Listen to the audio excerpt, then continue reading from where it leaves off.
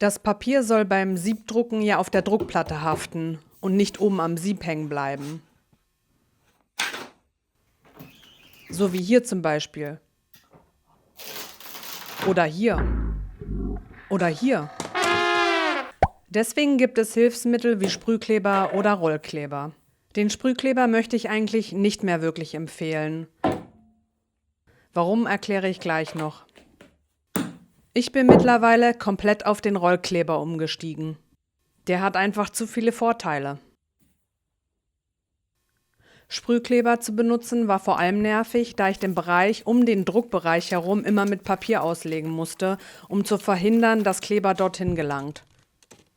Außerdem muss man immer gut lüften.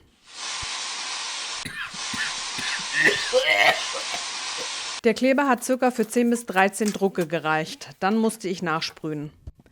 Auch ätzend, dass das Gesprühte selbst bei sparsamer und gezielter Anwendung im unmittelbaren Umfeld gelandet ist und die Oberflächen dadurch leicht klebrig wurden.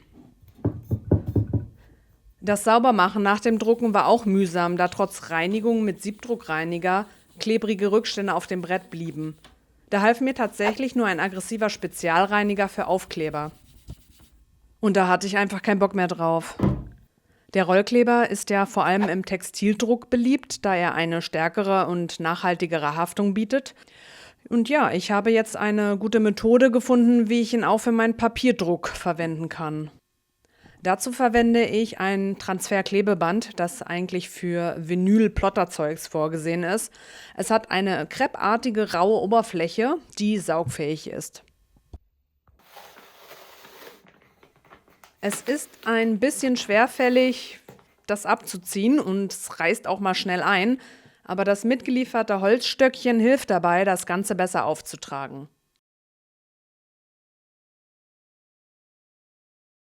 Und das Holzröllchen also unbedingt wieder anbringen und nicht wegschmeißen.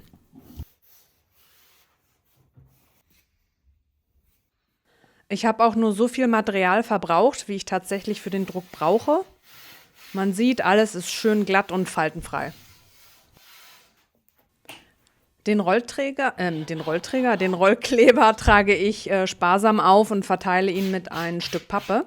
Dabei schabe ich ihn so richtig schön gründlich ein, dass nur so ein dünner Film übrig bleibt.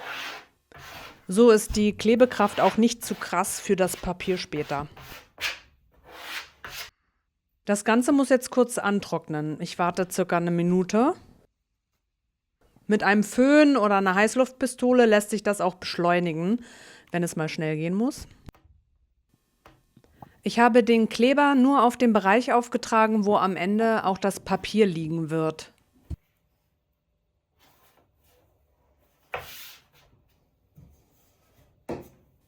Jetzt kann gedruckt werden.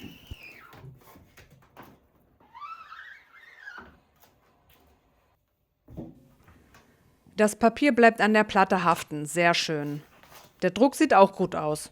Ich kann damit ungefähr 20 bis 25 Drucke machen, bevor sie wieder am Sieb hängen bleiben.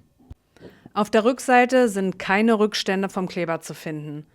Auch bei dünneren Papieren hat das bei mir sehr gut funktioniert.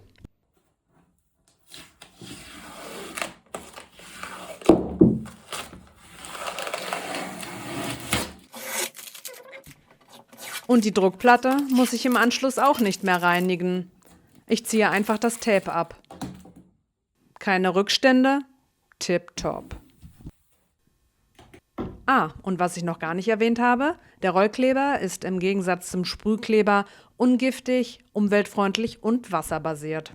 Also, sprüht ihr noch oder klebt ihr schon? Ciao, eure Bexi.